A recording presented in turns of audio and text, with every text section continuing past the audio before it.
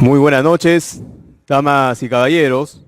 Reciban el cordial saludo a nombre de la Universidad Nacional Agraria La Molina, a través de la Oficina de Extensión Universitaria y Proyección Social.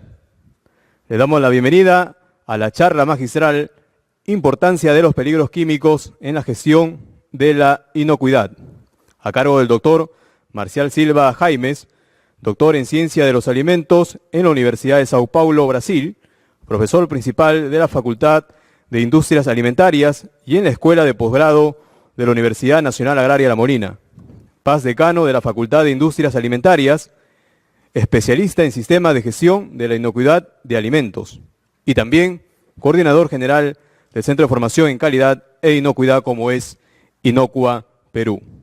Una vez presentado nuestro ponente, sin más que añadir, le invitamos a dar inicio a esta charla informativa, esta charla magistral. Recibimos con unos fuertes aplausos a nuestro ponente en esta noche, por favor. Adelante, doctor. Buenas noches. ¿Esto funciona o no? Sí. ¿Estamos? ¿Se escucha? Súbele un poco más el volumen en controles. ¿Me escuchan? Ahora sí, ¿no es cierto? ¿Escuchan al fondo? ¿Sí? ¿No escuchan bien? Un poco más de volumen. ¿O subo ahí? ¿Ahora sí está mejor? Ok. Bueno, en primer lugar, para agradecerle por su asistencia. ¿Han visto ustedes cómo están los accesos a la universidad? Terrible, ¿no? Es todo un drama para nosotros mismos que trabajamos acá llegar. Ojalá se termine pronto, porque de lo contrario nos van a seguir ahuyentando a la gente. La gente ya no quiere venir por la situación en que está quedando el acceso a la universidad. Pues bien, esta va a ser una charla corta, en realidad una charla de inducción, para invitarlos a que participen, ¿no es cierto?, en nuestras especializaciones. Porque hablar acerca de gestión de inocuidad, hablar acerca de lo que es, digamos, peligros, obviamente nos llevaría bastante tiempo, como que es, digamos, en realidad un módulo de los cursos que nosotros hacemos. ¿Ok? Como ustedes saben, la calidad de un alimento tiene varias aristas, pero esas aristas yo en realidad los dividiría básicamente en tres, ¿no? Una arista que tiene que ver mucho, digamos, con lo que es la integridad de los alimentos, y la integridad tiene que ver mucho con la parte declarativa, con lo que ponemos, digamos, en las etiquetas, con la verdad o con la media verdad que a veces se esconden las figuras, en las imágenes, ¿no es cierto? Un alimento es íntegro en la medida, digamos, en que el contenido, es decir, lo que nosotros vamos a entregar al consumidor, se ve reflejada, ¿no es cierto?, en la identidad del producto. Si yo digo que tiene, digamos, omegas, tiene que tener omegas. Si yo digo que es leche, tiene que ser leche, ¿no es cierto? Si yo digo que es leche evaporada, tiene que ser leche evaporada, ¿no es cierto? Entonces, la integridad la integridad como una acepción de la calidad tiene que ver mucho con ese asunto, ¿no? Con la legalidad, con la ética, ¿no es cierto?, en el servicio, en la producción. Después tenemos otro concepto que también está muy vinculado a la calidad, que tiene que ver con la idoneidad, ¿no? ¿Cuándo se dice que un alimento, digamos, es idóneo? La idoneidad tiene dos componentes importantes. Uno es, digamos, el aspecto sensorial. Un alimento que no es atractivo sensorialmente no puede ser idóneo para ser consumido. Entonces, definitivamente la parte sensorial juega un rol importantísimo, ¿correcto? Pero también, digamos, un alimento no necesariamente es idóneo si no tiene los aspectos nutricionales muy bien definidos, tanto en el aspecto, digamos, cuantitativo como en el aspecto cualitativo. Cuando me refiero, digamos, al aspecto nutricional y me refiero a la parte cuantitativa, me refiero a la cantidad, ¿no es cierto?, de los nutrientes que el alimento tiene y que nosotros, por supuesto, declaramos en la etiqueta. Si yo digo, digamos, que tiene tanto por ciento de calcio, debe tener tanto por ciento de calcio. Entonces es un aspecto cuantitativo. Pero también, digamos, hay un tema nutricional que tiene que ver mucho con la parte cualitativa, ¿no? Con la parte cualitativa. Y eso tiene que ver con los equilibrios. Un alimento es de mejor calidad, por ejemplo, si tiene todos los aminoácidos esenciales. Porque si el alimento contiene ácidos grasos esenciales, es obviamente un alimento mucho de mayor calidad. El hecho de que contenga antioxidantes, el hecho de que contenga, digamos, de repente prebióticos, probióticos, en fin. Son temas que tienen que ver con la nutrición, ¿no es cierto?, que hacen que un alimento sea mucho más idóneo. Estos dos conceptos vinculados a la idoneidad, tanto la parte nutricional como la sensorial, muchas veces son, digamos, contradictorios, ¿no? A veces colisionan entre ellos. Un alimento nutricionalmente perfecto, a veces sensorialmente es un adefesio, ¿no? Y a veces un alimento, digamos, sensorialmente atractivo, nutricionalmente es un adefesio, ¿no es cierto? Entonces, la tarea de los que trabajamos, digamos, en el área de alimentos, como procesadores, como formuladores, como inspectores, etcétera, etcétera, es justamente entregar, digamos, al consumidor un alimento idóneo, equilibrado, nutricionalmente, equilibrado, sensorialmente, ¿no es cierto?, con la verdad de por medio, digamos, cuando hacemos las etiquetas o cuando tenemos que entregar al público, digamos, y el público tiene que conocer algunas cosas, entonces el etiquetado es muy importante, ¿no es cierto? Entonces, esos dos aspectos no lo vamos a tocar, por supuesto, en esta charla, o sea, el aspecto, digamos, de integridad y de idoneidad. Además, yo diría que tanto, digamos, la idoneidad tiene que ver mucho, perdón, la integridad tiene que ver mucho, obviamente, con la parte legal, y la parte legal hay que cumplirla, ¿no? Una de las cosas que son obligatorios, digamos, en toda actividad es el cumplimiento de la legalidad, ¿no es cierto? Pero sin embargo, el tema de la idoneidad es un poco más bien responsabilidad de las organizaciones, ¿no?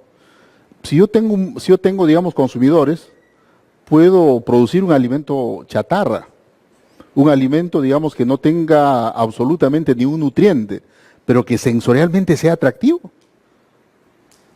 Y hay empresas que lo hacen, tienen su negocio, ¿no es cierto?, y de eso viven. Hay galletas que no tienen nada, ¿no es cierto?, que cuestan 50 centavos, pero sin embargo tienen mercado, ¿no es cierto? Entonces, esa es una alternativa. Y por otro lado, el Estado, el gobierno, se esfuerza mucho, ¿no es cierto?, en preparar alimentos completos, alimentos, digamos, con todas las recomendaciones de la FAO, que tengan, digamos, el nivel de aminoácidos, el nivel de minerales, de vitaminas completita, ¿no es cierto? Pero que sin embargo sensorialmente no son aceptados por las personas a quien está destinado ese alimento, ¿no? Entonces ahí más bien hay un tema más de voluntad, ¿no? De voluntad y de buena fe de parte de las organizaciones que se dedican a la producción de los alimentos, ¿no? Y el otro tema, que es el asunto que vamos a ver hoy día, es el tema de la inocuidad, ¿no? Es el tema de la inocuidad. A diferencia de los conceptos que hemos fijado, la inocuidad puede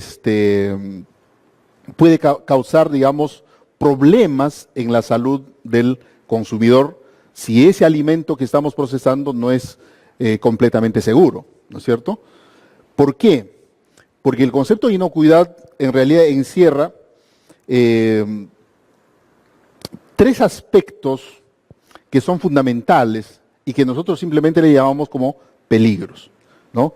Los peligros llamados biológicos, los peligros llamados físicos y los peligros químicos. ¿Qué cosas son los peligros? Peligro es todo aquel agente que puede poner en riesgo la salud o la vida del consumidor. Por lo tanto, acá, ¿no es cierto?, aparte de la legalidad, tiene que haber, digamos, tiene que haber un cumplimiento estricto, ¿no es cierto?, para que ese alimento pueda generar confianza y pueda llegar al consumidor sin ocasionarle daño absoluto a su salud, ¿no? Entonces, este aspecto, obviamente, nosotros lo tratamos con mucho cuidado y con mucha prudencia, ¿no es cierto?, en todas las especializaciones que hacemos. Y obviamente, los organismos internacionales, los organismos gubernamentales, han optado por una serie de medidas preventivas que llevan, digamos, a obtener alimentos seguros. ¿Ok? Entonces, nosotros queremos hablar básicamente de un aspecto así, del más pequeño y puntual, y que para mí y seguramente para muchos de nosotros resulta, digamos, todo un problema. Saben ustedes que la gestión de la inocuidad, tiene algunas herramientas que son básicas y que nosotros aprendemos a utilizar. Desde los sistemas de limpieza y desinfección en la planta, pasando por la aplicación de las buenas prácticas de manufactura, pasando por la implementación y el cumplimiento del sistema HACCP, ¿no es cierto?, que son las bases, digamos, de cualquier sistema de inocuidad, ¿no es cierto?, tienen que implementarse y cumplirse, ¿no es cierto?, con bastante rigurosidad. Pero, en el fondo, ¿qué cosa es un sistema de gestión de inocuidad? Yo le llamaría un sistema de gestión de inocuidad, es también, ¿no es cierto?, un sistema de gestión de peligros, ¿no? Nosotros cuando gestionamos la inocuidad, lo que gestionamos son peligros, peligros químicos, peligros físicos y peligros biológicos. Y siempre que hablamos de sistema de gestión de inocuidad, vamos a referirnos seguramente inmediatamente a lo que es el sistema de análisis de peligros, ¿no es cierto?, y puntos críticos de control, lo que llamamos HACCP. ¿Por qué? Porque en todo sistema de gestión de inocuidad subyace necesariamente, ¿no es cierto?, esta herramienta. ¿Correcto? Ahora, este sistema de gestión de inocuidad, ¿no es cierto?, consiste básicamente en identificar todos los peligros que pueden ocurrir en el alimento que estamos procesando, ¿no? Vamos primero a identificar qué peligros hay, ¿correcto? Una vez que identificamos el peligro o los peligros, ¿no es cierto?, vamos a ver el momento exacto y preciso donde podemos deshacernos de ese peligro. Si nosotros encontramos un paso, un proceso, un momento en el que podemos, digamos, descartar el peligro, a ese momento, a ese paso, a ese proceso, se le conoce como punto crítico de control, ¿no? Punto crítico de control. Pero para eso nosotros necesitamos hacer a su vez un análisis de riesgos, ¿no? ¿Cuán riesgoso nos genera, nos resulta, digamos, un peligro identificado? Les pongo un ejemplo. Yo tengo, por ejemplo, dentro de los peligros biológicos, que es lo más fácil, digamos, salmonela, ¿no? Y digo, bueno, tengo salmonela. Normalmente, digamos, las aves, las gallinas, lo que nosotros comemos normalmente en las granjas, son portadoras de salmonela en una proporción más o menos de 30%. Las gallinas ponedoras también, más o menos en 30%. Lo cual quiere decir que también los huevos, ¿no es cierto?, son medios de transporte de salmonela en una proporción de unos 30%, ¿no? Entonces yo digo, si voy a utilizar huevo del mercado, huevo que adquiero, digamos, en el mercado, en cualquier mercado, para hacer un ponche, tengo, digamos, una cierta probabilidad de que la salmonela pueda llegar a mi cuerpo. Y si la salmonela llega a mi cuerpo, debe producirme una salmonelosis, es decir, una enfermedad. ¿Correcto? Pero sin embargo, existe la otra alternativa. Tenemos empresas que se dedican a la elaboración de huevo deshidratado o huevo pasteurizado, y ahí tenemos, por ejemplo, huevos libres de salmonela, ¿no es cierto?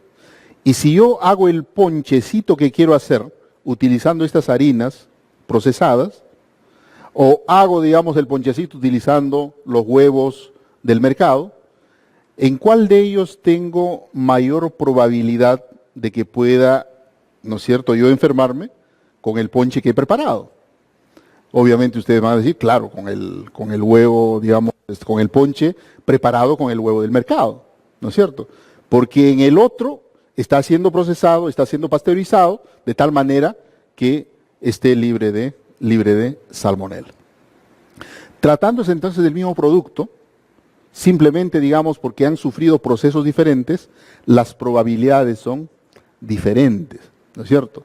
Entonces, cuando nosotros hablamos de probabilidades, también nos debemos referir de repente al riesgo. Y el riesgo no es lo mismo que solamente probabilidades, porque el riesgo implica además, ¿no es cierto?, un nivel de severidad, o sea, del efecto que puede producirnos.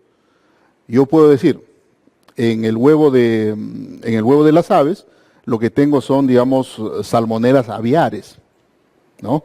Salmonelas aviares, o sea, serotipos poco agresivos para el ser humano, ¿no es cierto? Pero sin embargo, de repente en una verdura fresca, yo tengo la oportunidad de tener más bien salmonella typhi. La severidad que ambas salmonelas pueden generar, digamos, en un individuo son diferentes.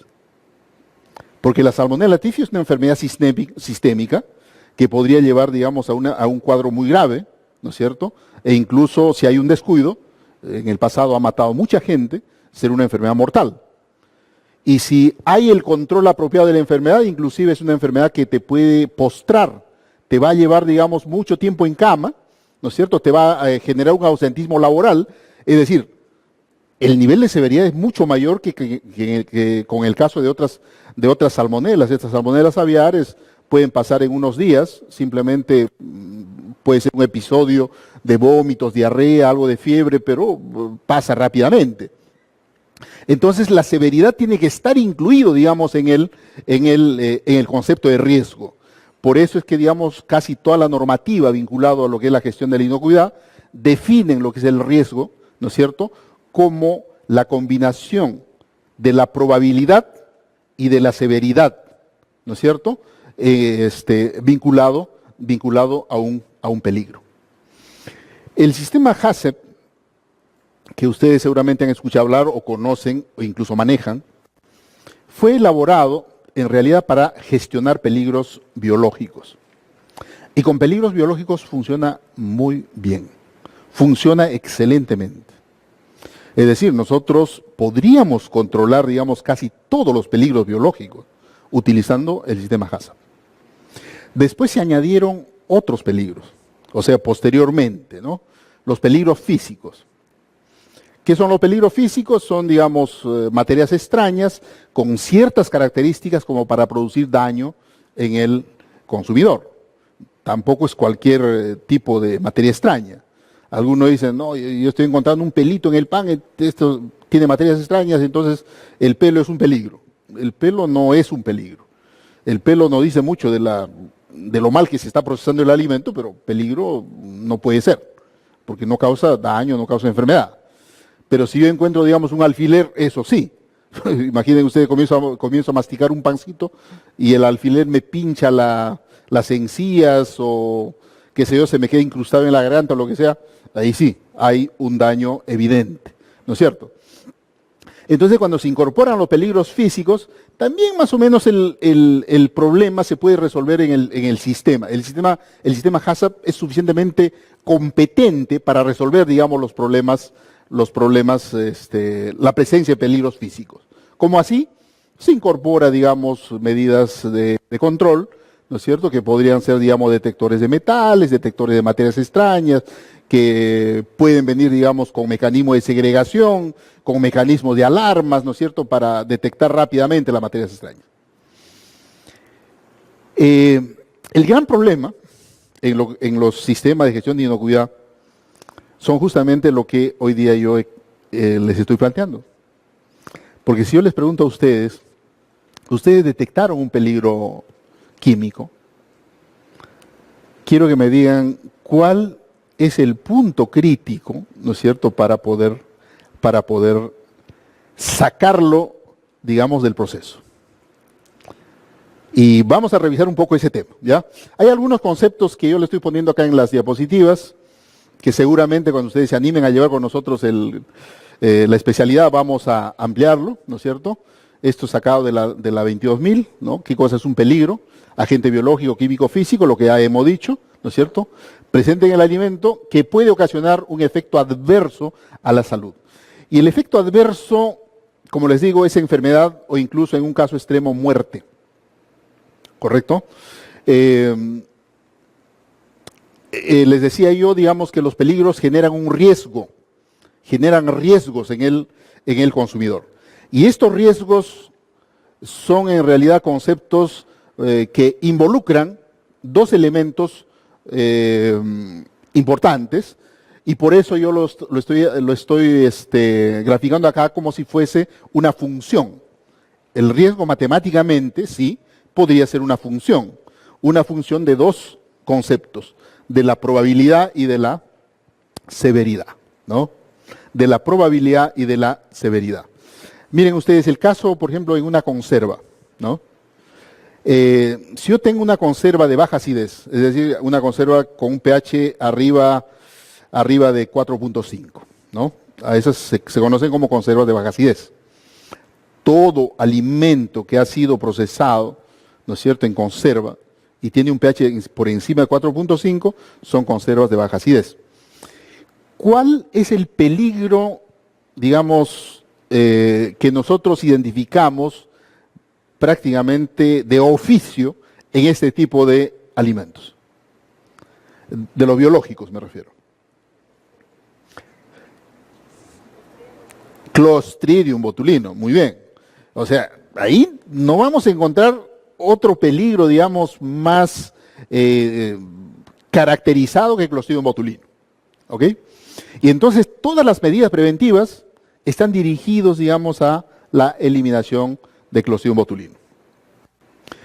Clostridium botulinum ha matado a mucha gente. Muchísima gente ha muerto por causa de Clostridium botulinum. ¿Por qué? Porque esta bacteria produce una neurotoxina. Y esta neurotoxina es la sustancia de naturaleza proteica más mortal que conozca la humanidad. Mata a personas, digamos, en una concentración que está alrededor de 0.1 microgramos. Prácticamente unas cuantas moléculas puede matar, digamos, a una persona. Correcto. Entonces yo les pregunto, si ese es el peligro, entonces uno podría decir, bueno, ya no hay que consumir pues conservas, ¿no? Porque en las conservas siempre va a haber la posibilidad de que haya. Pero si las medidas de control han sido bien diseñadas, se han encontrado los puntos críticos para sacarnos de encima a esta bacteria, el alimento se hace tan seguro que la probabilidad de poseer o de sufrir de botulismo en la actualidad, ¿saben de cuánto es?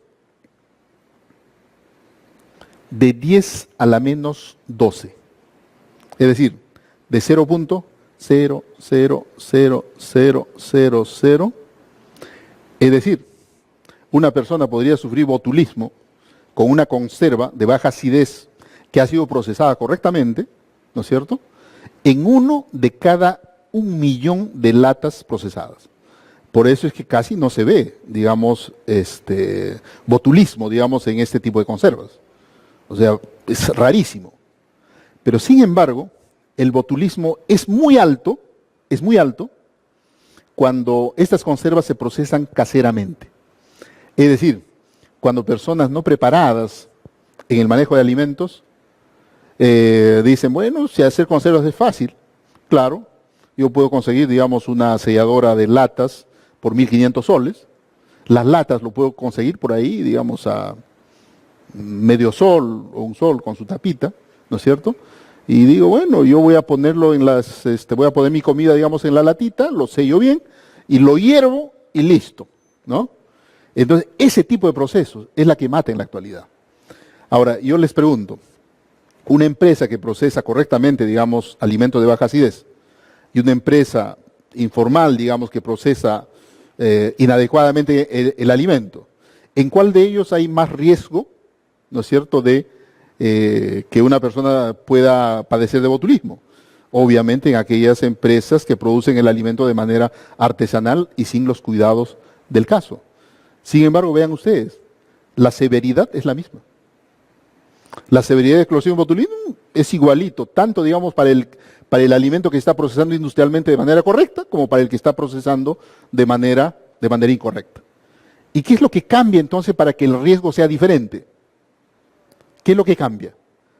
La probabilidad, ¿no? La probabilidad. Por eso es que, digamos, severidad y probabilidad no pueden desligarse, digamos, de una función de riesgo, ¿no?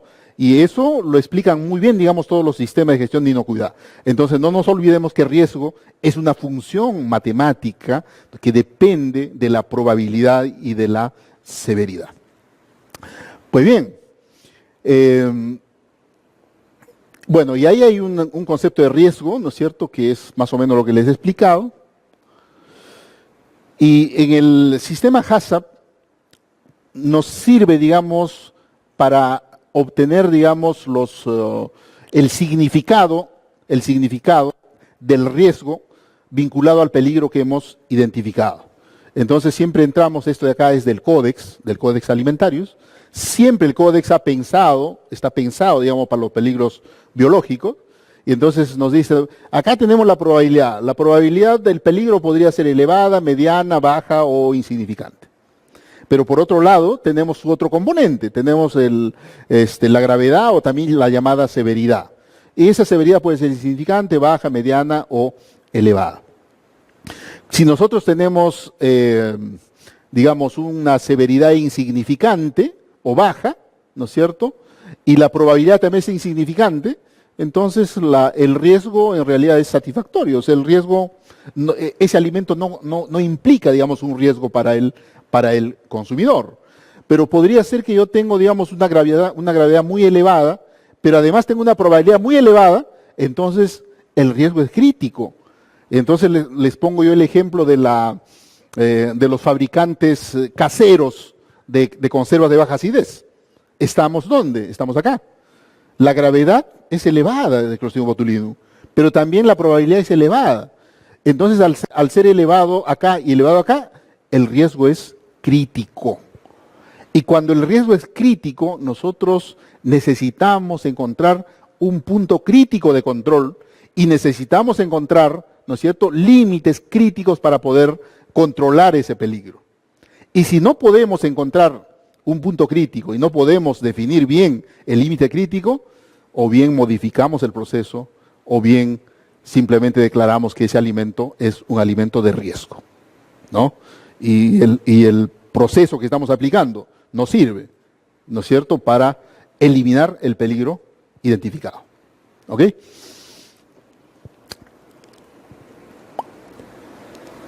Y bueno, las medidas de control son una serie de acciones que nosotros vamos a ir tomando en el proceso, ¿no es cierto?, con la finalidad de controlar el peligro. Y estas medidas de control pueden ser de prevención, ¿no? Y hay medida de prevención para evitar la contaminación. Hay medida de prevención para evitar el incremento del nivel de contaminación. Y hay medida de prevención para evitar la recontaminación, o la llamada contaminación cruzada. Pero también existe medida de control de reducción o de eliminación. A ver, el secado es una medida de control. Yo seco un alimento porque quiero aplicar, digamos, esta medida para controlar, digamos, un peligro biológico. ¿Correcto? ¿De qué tipo es el secado? ¿Una medida de control de prevención, de reducción o de eliminación? ¿Ah? Porque así vamos a tener lo que es el tratamiento térmico de esterilización, vamos a tener la pasteurización, vamos a tener, digamos, la liofilización, tenemos la congelación, tenemos la refrigeración, tenemos la irradiación, tenemos, no sé, un procedimiento preventivo. Es decir, todas esas son medidas de control que nosotros vamos a ir adoptando a fin de controlar un peligro. Y lo que yo les preguntaba era, el secado, ¿qué tipo de medida de control es? Porque a veces también nosotros solemos confundir medida de control. y decimos, mira, yo estoy haciendo panes, ¿no es cierto? Y el horneado para mí es un punto crítico, ¿no? ¿Punto crítico para qué? Primero, ¿para qué peligro? Un punto crítico debe estar vinculado a un peligro, ¿no es cierto? Y luego, digamos, ¿cuáles son los límites críticos que yo requiero, ¿no es cierto?, para controlar ese peligro? Y si eso está siendo satisfecho, ¿no?, digamos, durante el horneado, ¿no? Obviamente que el secado, en este caso, vendría a ser una medida de control de prevención y de prevención del incremento, ¿no? Porque lo único que hace el secado es bajar la actividad de agua. Al bajar la actividad de agua, limita el crecimiento, ¿no? No es una medida de prevención, perdón, no es una medida de reducción, porque algunos creen que es una medida de reducción ya que utiliza temperatura. No es una medida de reducción. Muchas veces las bacterias simplemente limitan su desarrollo y ahí tenemos, ¿no es cierto? Sobreviven por muchísimo tiempo. ¿Ah? Y mucho menos de eliminación, ¿no? Medida de control de eliminación, por ejemplo, ¿cuál sería? Un proceso de esterilización. Un proceso de irradiación de altas dosis, ¿no? Son medidas de eliminación. Pues bien, todo esto, miren ustedes, está pensado siempre en los peligros biológicos. La literatura ha sido abundante. Los peligros biológicos a través del sistema HACCP pueden ser controlados de manera magnífica, ¿no? Y como les decía, la introducción de los peligros físicos, ¿no es cierto?, a la gestión de la inocuidad, igual, se puede controlar muy fácilmente. En el caso de los peligros físicos, por ejemplo, la parte de eliminación es fundamental, ¿no? A través de los detectores, ¿no?, de materias extrañas, ya sea por rayos X o ya sea, digamos, para materias ferrosas, ¿no es cierto?, utilizando magnetos. Ahí no solamente se detecta, sino también se elimina, o sea, se elimina, digamos, las unidades defectuosas que poseen, digamos, la materia extraña. Nuevamente, acá, el problema son los peligros químicos.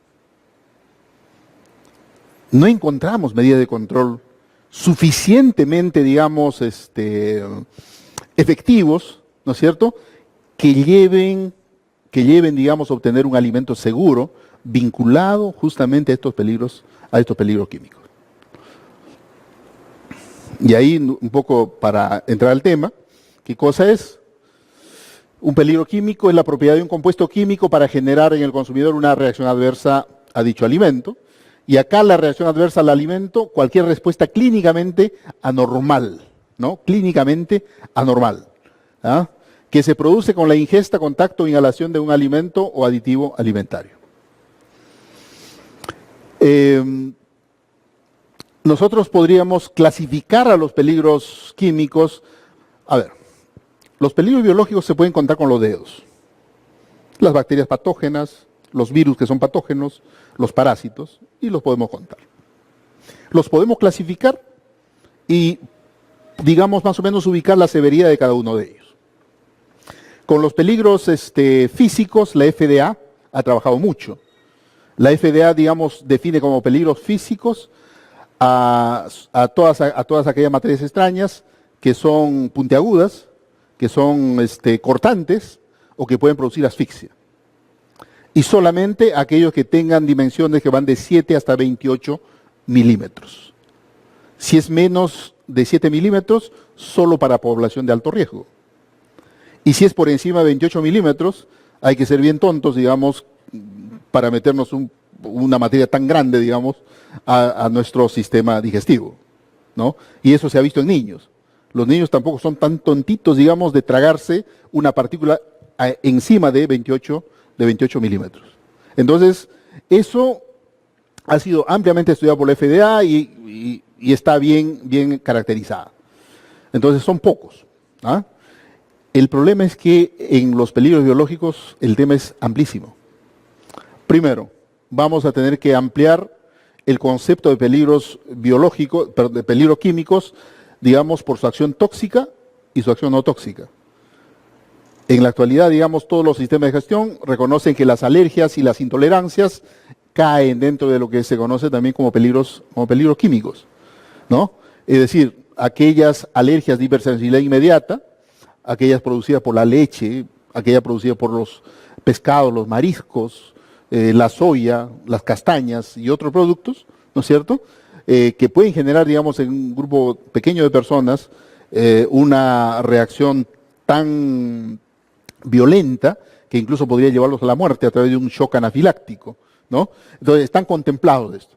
Y luego las alergias de hipersensibilidad de efecto retardado, básicamente lo que nosotros conocemos, digamos, como la enfermedad celíaca, ¿no es cierto?, para aquellos que consumen, ¿no es cierto?, gliadina o proteínas semejantes a la gliadina, que está formando parte de lo que nosotros llamamos gluten, ¿no es cierto?, en los productos de harina.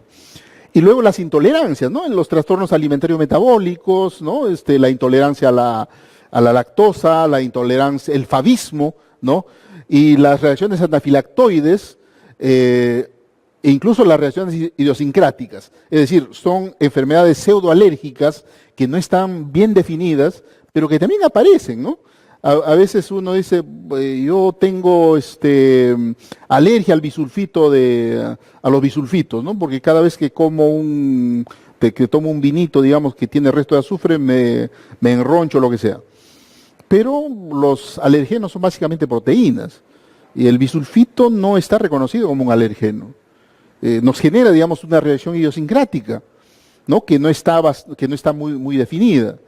O en todo caso, digamos, en algunos casos, algunas sustancias pueden desencadenar, digamos, una liberación espontánea de histamina por parte de nuestras células de defensa, ¿no es cierto? Los basófilos, por ejemplo, podrían verse inducidos a una liberación espontánea de histamina y la persona comienza, digamos, a sufrir los síntomas de la alergia, que son también, digamos, procesos que no están bastante definidos y que no se conocen bien, pero que sí ocurre de manera frecuente, ¿no es cierto? Entonces acá nomás ya comenzamos a tener una enorme cantidad de posibilidades de peligros químicos. Y ahora si nos vamos, digamos, a los efectos tóxicos, acá la cosa es más grave. Estamos hablando de agentes antinutricionales que tienen, digamos, algunos productos que están mal cocinados o lo que fuere, que en realidad, digamos, para la dimensión de los peligros químicos resultan casi irrelevantes. Tenemos los agentes tóxicos naturales, en la idea de que los productos naturales no causan, digamos, ningún problema, que son, digamos, completamente, digamos, benignos, muchas veces completamente equivocados, porque en realidad los productos naturales simplemente no han sido estudiados, ¿no? Y mucho menos, digamos, en la forma como algunas empresas la procesan. Yo digo, por ejemplo, la uña de gato se consume, digamos, en nuestra selva como agua de tiempo y ha demostrado, digamos, una serie de propiedades benéficas, ¿no?, antiinflamatorias, qué sé yo. Pero a nuestros hermanos amazónicos no se les ha ocurrido, ¿no es cierto?, la uña de gato secarlo, molerlo, concentrarlo, ponerlo, digamos, en cápsulas, ¿no es cierto? Y ¿quién ha estudiado, digamos, los efectos tóxicos que podría estar generando, digamos, el hecho de que la gente comience a consumir, digamos, estos concentrados? ¿Existe datos científicos al respecto? ¿No? Y entonces ahí comenzamos a ver otro tema, y eso tiene que ver mucho con el negocio, digamos, de los llamados productos naturales, y que la gente a veces lo consume como pan caliente, ¿no? Porque bajo la promesa de que vamos a obtener, digamos, beneficios para la salud, en fin, de repente podemos estar induciendo, digamos, a que la población esté adquiriendo alguna enfermedad o estemos induciendo, digamos, alguna ocurrencia adversa a la salud. Ahora, hasta ahí obviamente lo que son estos agentes tóxicos naturales, pero lo más abundante son estos de acá, los agentes tóxicos antropogénicos. Comenzaríamos ahí a mencionar, por ejemplo, lo que son los restos de pesticidas, que son miles de compuestos químicos que nosotros, ¿no es cierto?, ponemos a los vegetales como defensivos agrícolas para evitar las plagas, ¿no? Queremos matar a los moluscos, a las babosas, ¿no es cierto? ¿Por qué? Porque se comen las hojas, nos echan a perder los frutos, insectos de todo tipo, los hongos, en fin. Son miles de compuestos tóxicos que nosotros ponemos. Ahora, obviamente la agricultura tóxico-dependiente, ¿no es cierto?, tiene también sus normas, ¿no? Entonces dicen ellos, vamos a ponerle, digamos, estas sustancias tóxicas, pero respetando el tiempo de carencia. Y el tiempo de carencia es, digamos, el tiempo que media entre la última aplicación, ¿no es cierto?, y el mercado. Se entiende, digamos, que en ese tiempo los restos de pesticidas deben haber descendido por debajo de los límites permitidos. Y no deberían llegar, digamos, al consumidor concentraciones elevadas de estas sustancias. Pero sin embargo, ¿quién controla eso? ¿No? ¿Quién controla que nuestros tomates, que nuestras fresas hermosas, ahora últimamente fresas grandotas, ¿no?, estén llegando, digamos, con una concentración de pesticidas por debajo, digamos, de lo permitido? Entonces, lo primero que va a llegar a nuestro cuerpo de diferentes lados y de diferente forma son los restos, las pequeñas cantidades de pesticidas que quedan, digamos, en los alimentos vegetales.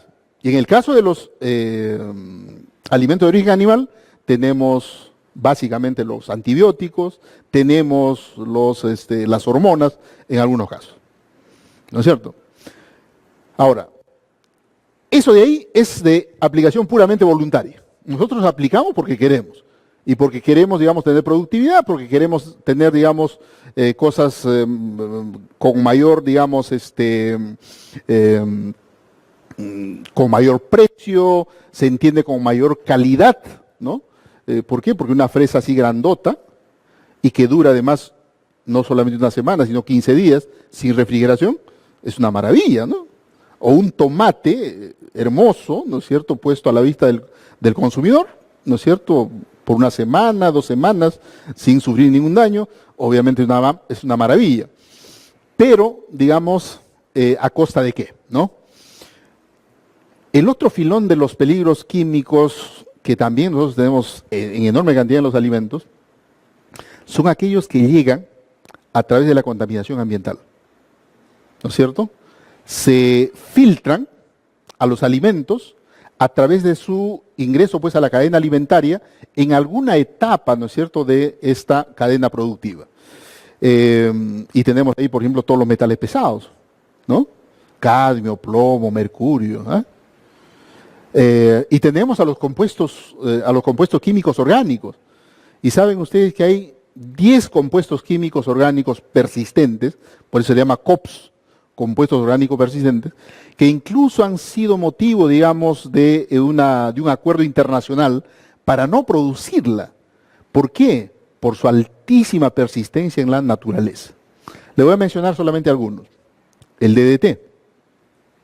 El DDT es una sustancia que está dando la vuelta, digamos, entre el agua, el suelo, los vegetales y los animales, y no desaparece. Está ahí, ¿no?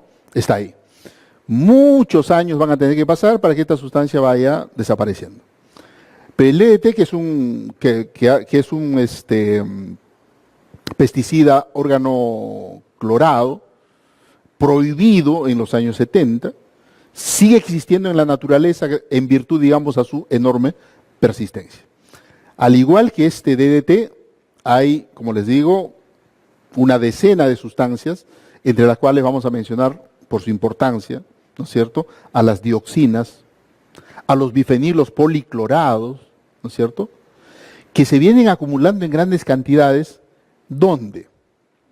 En los primeros eslabones de la cadena trófica. ¿Y dónde es eso? Primero lo vamos a encontrar, obviamente, en los cuerpos de agua. Y en los cuerpos de agua, ¿qué tenemos? Tenemos, digamos, a las algas, tenemos a los dinoflagelados, que sirven, digamos, de comida para los moluscos, para los pescados más chiquitos. Esto lo consumen, lo acumulan. Los pescados más chiquitos se lo comen los más grandecitos. Y se produce esa cadena de bioacumulación que al final llega a nosotros. ¿No es cierto? Entonces, esos son también peligros químicos que nosotros a veces ni siquiera le prestamos mayor atención. Salvo, digamos, en lugares donde ya la situación es tan complicada, como el caso de Madre de Dios, por ejemplo, donde el tema, digamos, del mercurio es tan evidente, digamos, que ya ha comenzado a arrasar, digamos, con los peces de río, y la gente, digamos, está sufriendo, digamos, en muchas ocasiones ya problemas de salud respecto, digamos, a la presencia de mercurio. O acá nomás cerca, digamos, a Lima, en La Oroya o en Cerro de Pasco, el problema del plomo, ¿no es cierto?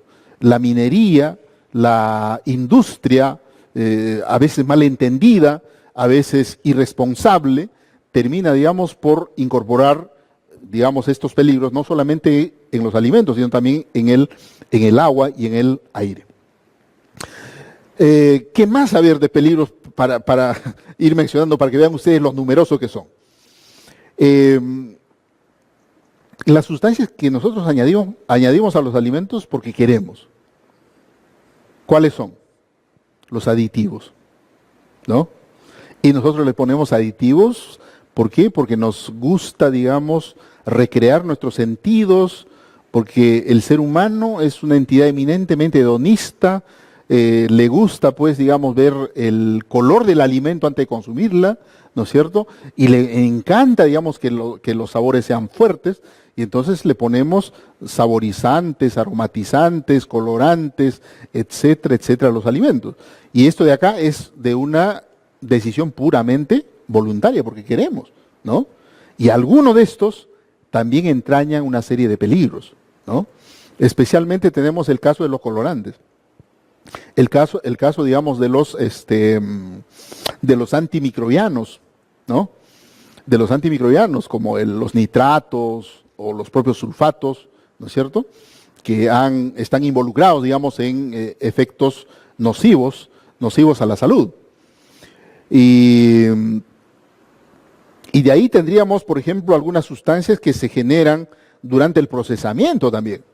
¿Hay sustancias que se generan durante el procesamiento? Claro que sí, especialmente en las formas en que nosotros preparamos los alimentos.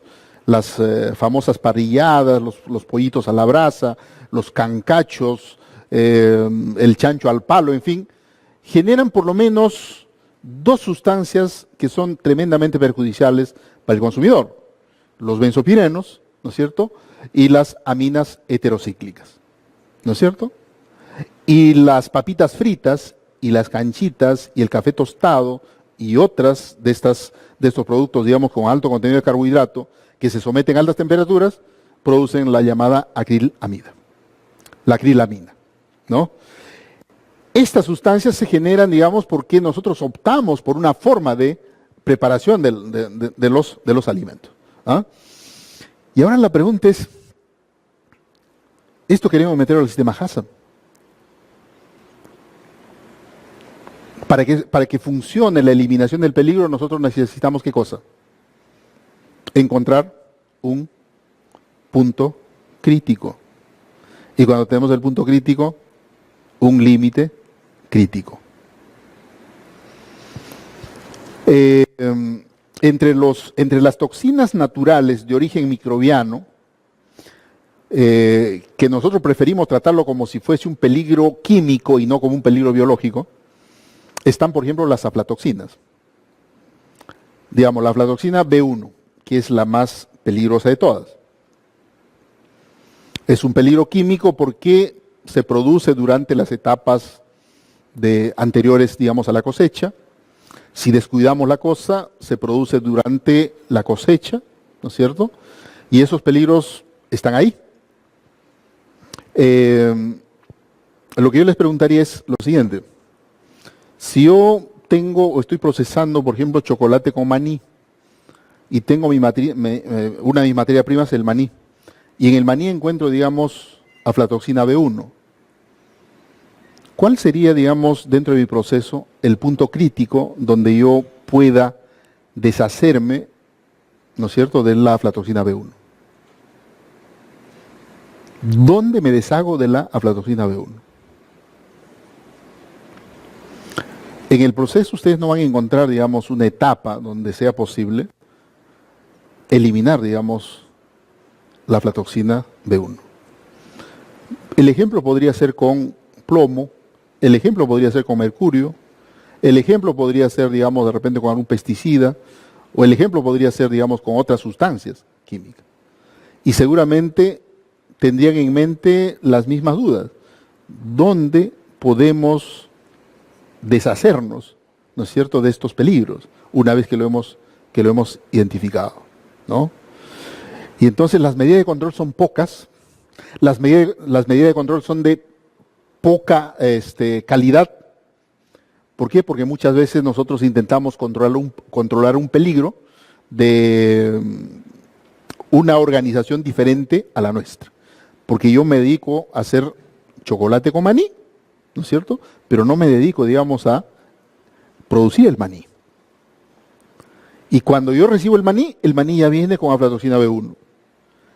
Y cuando yo proceso el maní, ¿no es cierto?, y le pongo el chocolate, no encuentro forma, digamos, de deshacerme de la aflatoxina B1. Por lo tanto, eso va a ir directo al consumidor. Claro, con el mercado interno casi no hay ningún problema. Pero cuando nosotros ponemos las barbas en remojo, cuando vamos a exportar. Y entonces cuando vamos a exportar nos dice el mercado internacional, Europa, Estados Unidos, tú me vas a vender, digamos, este producto con 5 partes por billón como máximo. Si pasas esos límites, tu producto es rechazado.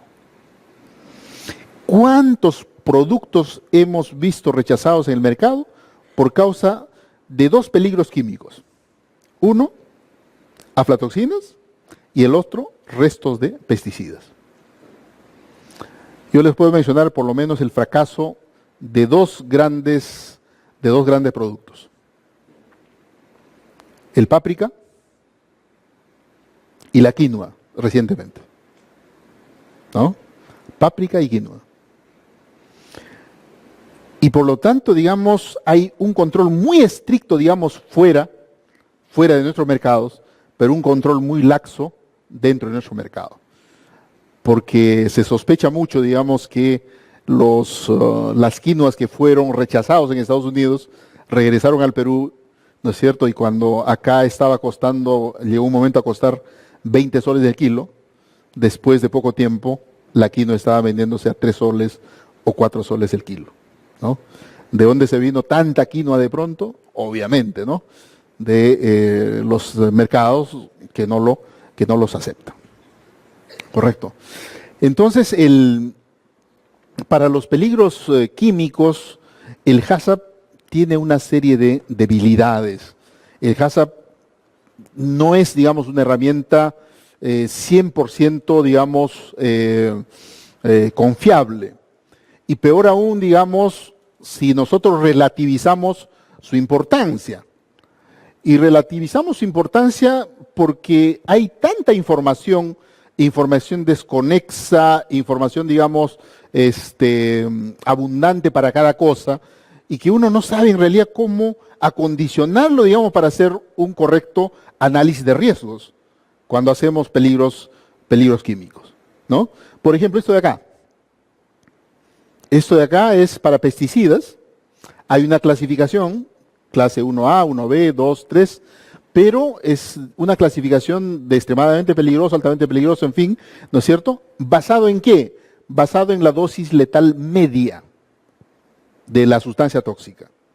Y claro, la dosis letal media te dice, digamos, una vez que tú sometes, ¿no es cierto?, a un grupo de animales experimentales con ciertas concentraciones de estas sustancias tóxicas, la mitad va a sufrir las consecuencias. Pero sin embargo, eso es una medida de los efectos agudos de la sustancia tóxica. Y cuando nosotros hacemos HACCP para peligros químicos, físicos o biológicos, nunca, por lo menos cuando hacemos peligros químicos, nos referimos a efectos agudos. Porque un alimento que se consume de manera natural, en su forma natural, difícilmente va a generar, digamos, un efecto agudo, salvo que exista un accidente, salvo que exista, digamos, una contaminación cruzada, como en el caso, por ejemplo, de los niños, de los 22 o 25 niños que murieron por los años 2000, ¿no es cierto?, en Taucamarca, no sé si se recuerdan, en el Cusco, ¿no?, por una contaminación cruzada. Que lo que consumieron un desayuno escolar del PRONA, que había sido contaminado, ¿no es cierto?, con pesticidas organofosforados. Ahí sí, digamos, se ve el efecto agudo. Pero de lo contrario, nosotros diariamente consumimos, digamos, pesticidas, pero no sufrimos efectos agudos. El problema de la mayor parte de las sustancias químicas tiene que ver con efectos crónicos, con efectos a largo plazo. Entonces la gente, nosotros, todos en realidad, consumidores, incluso técnicos, que conocemos, digamos, estas cosas, relativizamos su importancia. No pasa nada, ¿no? O sea, que te comas un poquito todos los días, no pasa nada. Alguna vez te vas a morir de alguna cosa, ¿no? Pero, ¿no? Entonces, el problema de los peligros químicos es eso. Y es solamente, digamos, que los países desarrollados han comenzado, digamos, a sacar sus cuentas relacionados, digamos, con los costos que significa, ¿no es cierto?, en respecto, digamos, a la salud de las personas, al consumir, digamos, pequeñas cantidades de estos elementos a lo largo del tiempo. Estamos hablando de efectos carcinogénicos, de efectos mutagénicos, de efectos teratogénicos, de efectos, digamos, que alteran, digamos, la capacidad reproductiva de los individuos, hombres y mujeres, ¿no es cierto?, que son efectos de largo plazo y que se van diluyendo, digamos, en el entendimiento de las personas, porque cuando ocurre el acontecimiento, nosotros no le vamos a echar la culpa, digamos, a lo que hemos consumido. ¿Por qué será, no? ¿Qué habrá pasado? ¿No? ¿Por qué será que ha ocurrido? ¿No? ¿Será por esto? ¿Será por el otro? Se perdió, se diluyó en el camino. El efecto de los peligros químicos tienen ese nefasto comportamiento, ¿no? Entonces, esta es una manera, pero de clasificar los peligros o la severidad, digamos, de los peligros para el caso de los efectos agudos, que no nos sirve mucho, pero que sí sirve, digamos, para la gente que trabaja, digamos, manipulando o fabricando, digamos, pesticidas, ¿no?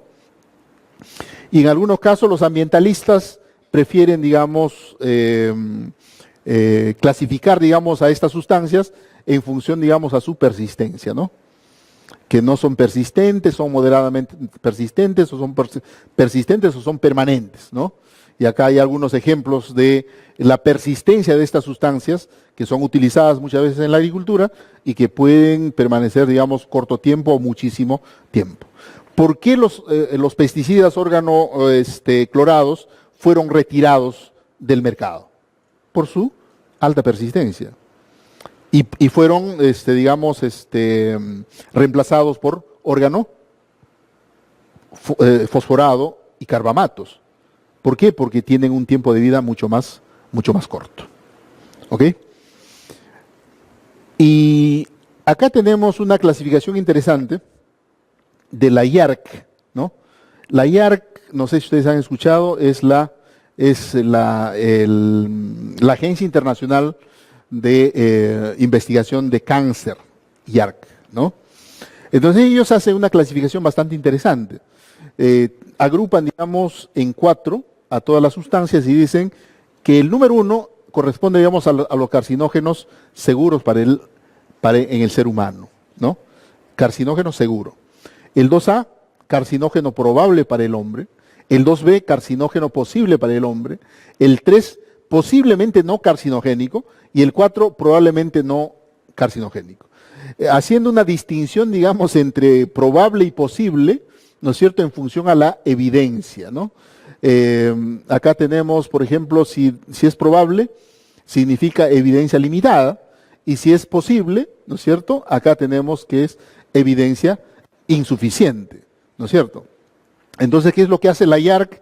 La IARC está constantemente, digamos, analizando toda la data científica que se genera en el mundo para ver, digamos, el comportamiento de algunas sustancias.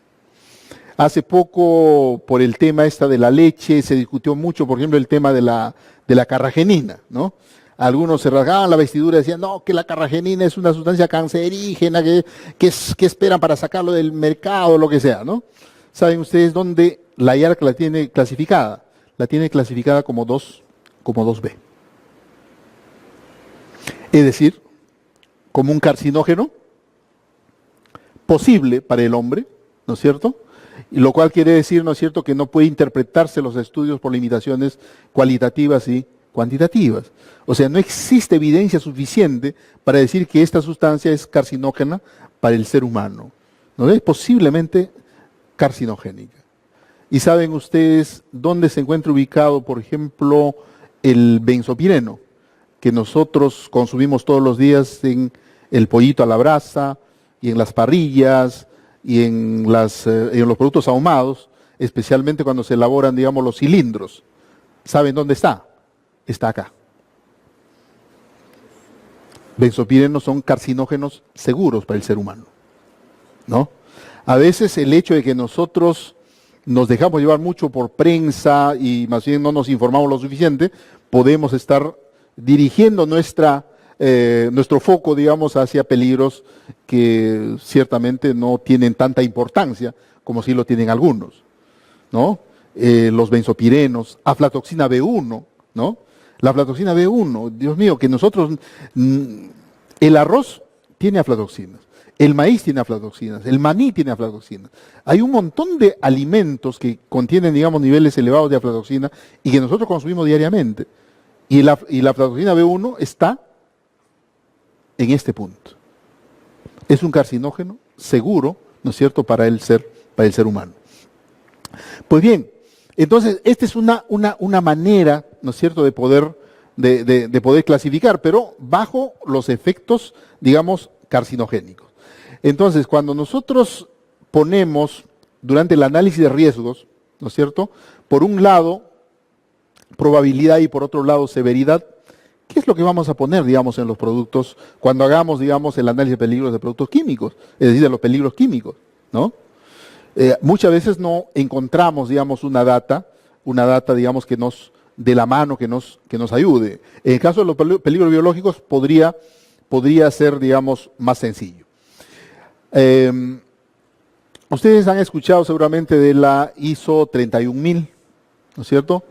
Y de la 31010, donde se da, digamos, todas las herramientas de análisis de riesgos, ¿no es cierto?, que la ISO ha publicado, ¿no?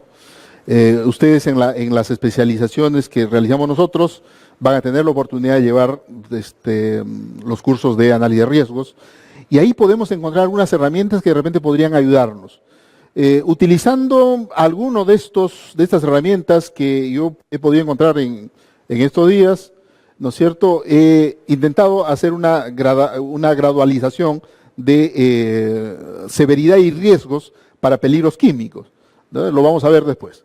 Esto es lo que yo le decía, ¿no?, que nosotros perdemos de vista, digamos, a los peligros químicos porque en las proporciones de uso no generan efectos agudos, porque el efecto que producen los peligros químicos es siempre a largo plazo.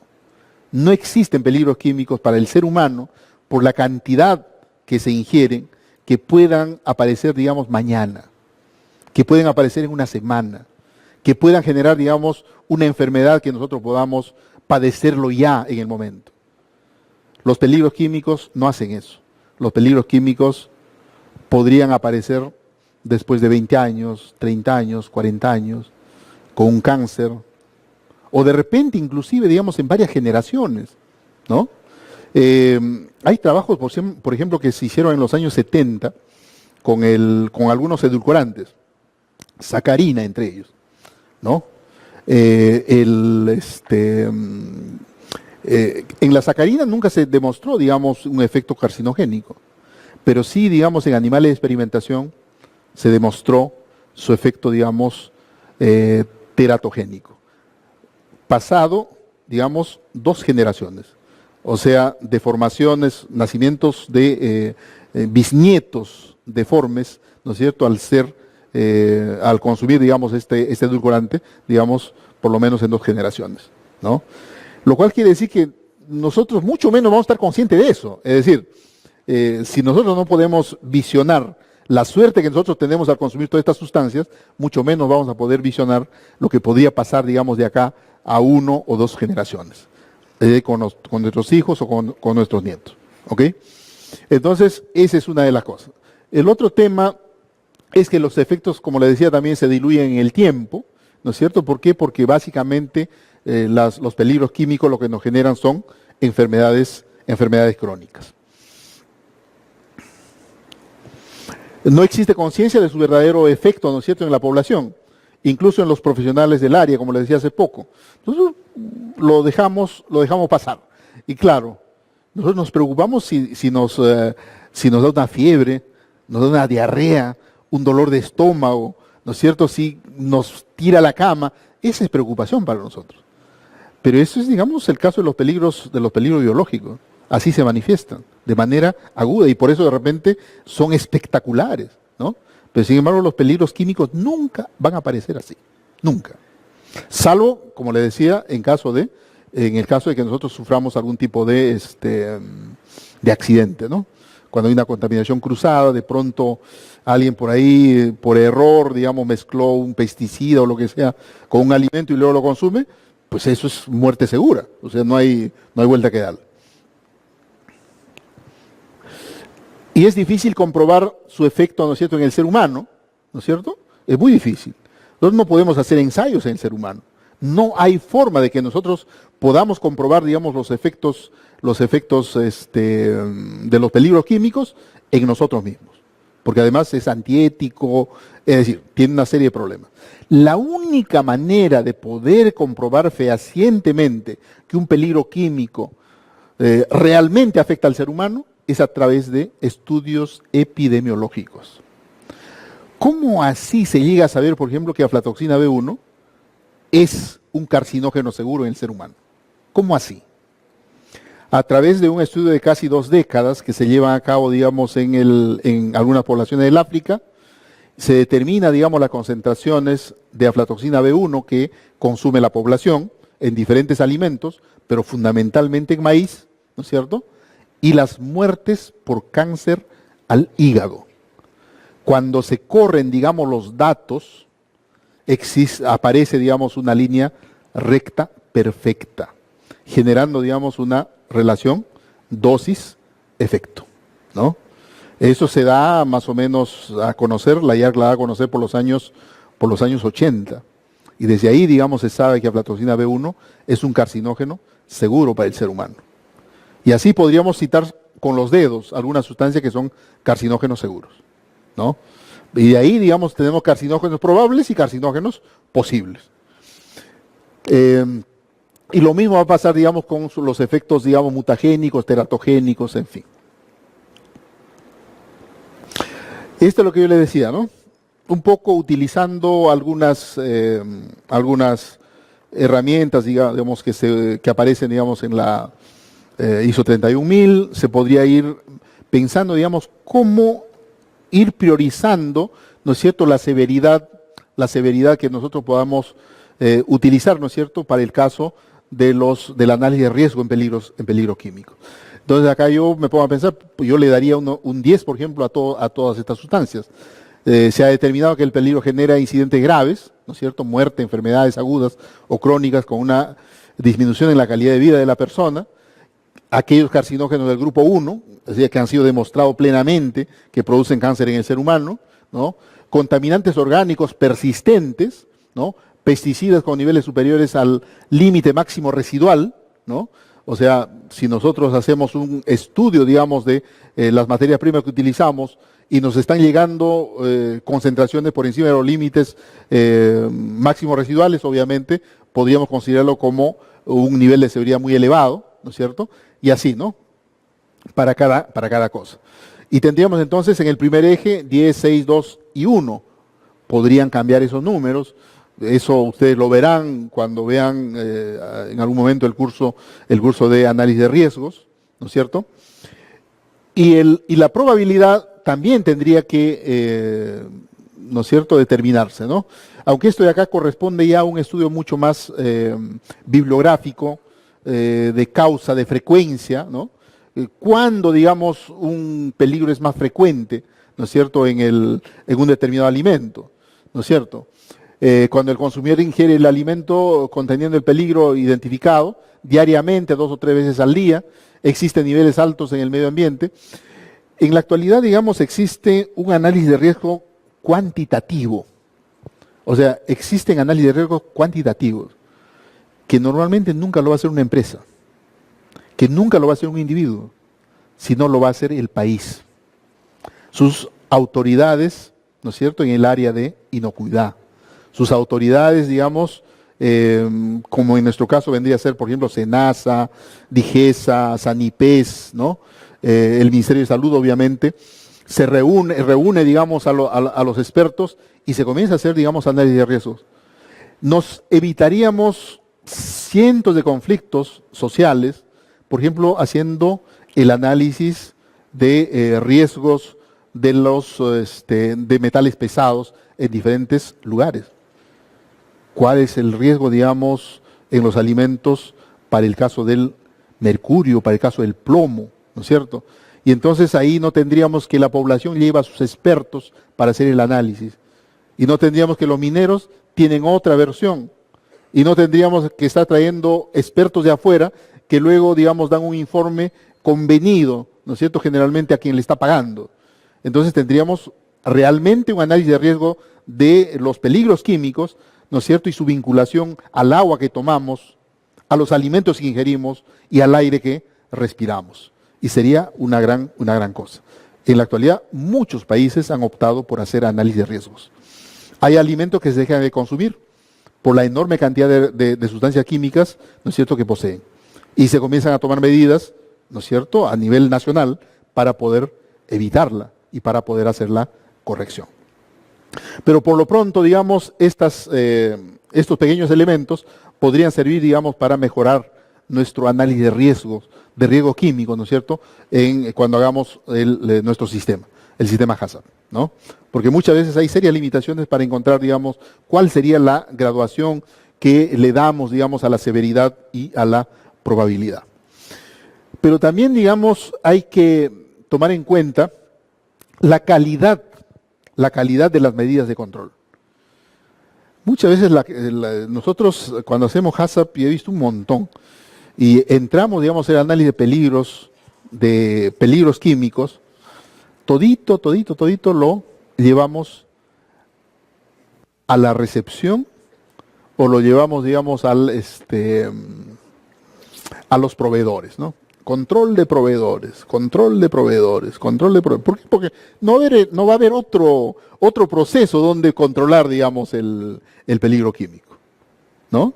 ¿Por qué? Porque generalmente son sustancias químicas estables, la temperatura no le hace nada, la deshidratación no le hace nada, la irradiación no le hace nada, las altas presiones no le hacen nada. Es imposible, digamos, sustraernos del peligro químico una vez que ha entrado a la cadena alimentaria.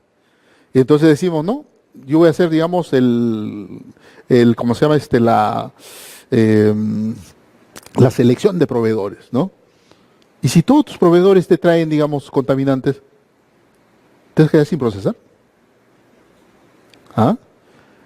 Y entonces si yo digo solamente que voy a controlar el peligro a través de control de proveedores, a mí me parece que es un pésimo, o por lo menos las medidas de control no son, digamos, de las de mejor calidad. Y entonces sería bueno también hacer una graduación de la calidad de la medida de control que nosotros tomamos, ¿no? Peligros químicos siempre va a ser polémico, digamos, en el sistema de gestión de inocuidad. Siempre. Por esa razón, digamos, la ISO 22000, ¿no es cierto?, que es el protocolo que más se utiliza, habla de un control, ¿no es cierto?, a lo largo del proceso, o sea, de un control, digamos, vertical y de un control horizontal a todo nivel. Solamente cuidando desde el momento que nosotros ponemos la semilla a la chacra, cuidando la chacra, cuidando, digamos, la calidad del agua y vigilando, digamos, el crecimiento de los vegetales, ¿no es cierto?, y obteniendo una semilla lo más sana posible, podremos tener, digamos, una conserva, ¿no es cierto?, sin peligros biológicos, es decir, haciendo un control vertical. Pero no solamente eso.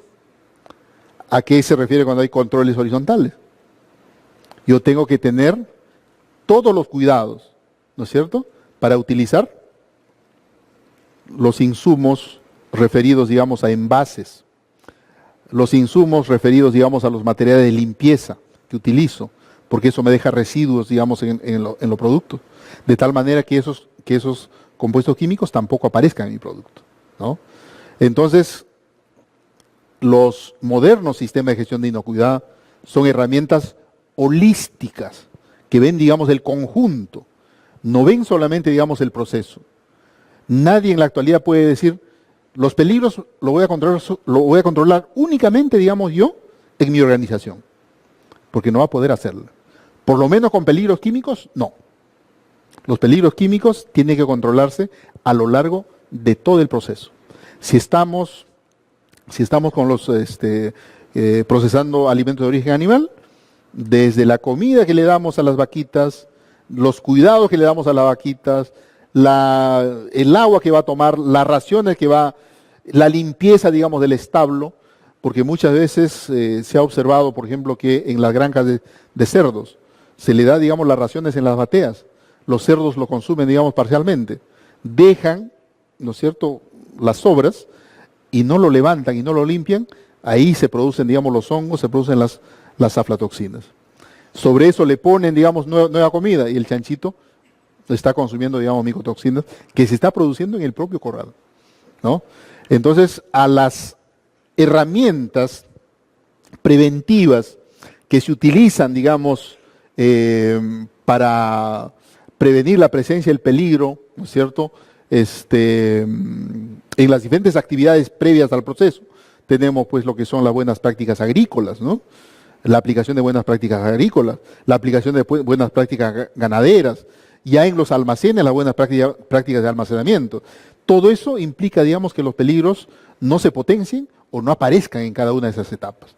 Y entonces cuando nosotros ya estamos en nuestra planta de proceso, ¿no es cierto?, para producir snack, para producir fideo, para producir panes, para producir lo que sea, tendremos materias primas de calidad, ¿no? Ustedes han visto también que cada vez más, ¿no es cierto?, las empresas, por lo menos las grandes empresas, exigen ISO 22000 como mínimo, digamos, a sus proveedores, ¿no? Nosotros en las especializaciones hemos tenido la oportunidad de tener estudiantes que vienen, por ejemplo, de la industria plástica, de los plásticos, de la industria de los metales. Tenemos ingenieros mecánicos que vienen, digamos, ¿pero por qué vienen ustedes? Claro, nosotros somos proveedores de tal empresa que tiene ISO 22000. Nos exigen tener ISO 22000, ¿no? Pero, ¿por qué? Porque nosotros hacemos envases, ¿no es cierto?, que van a ser utilizados en esa empresa, ¿no? Entonces, bien, habría mucho para hablar. Espero que nosotros tengamos la oportunidad de vernos nuevamente en algún momento cuando ustedes participen de alguna de las especialidades que ofrecemos. Si hubiera alguna pregunta, si no, muchísimas gracias, pero estamos abiertos para las preguntas. Gracias. Muy bien. Ahí están los merecidos aplausos a nuestro ponente en esta noche de charla magistral.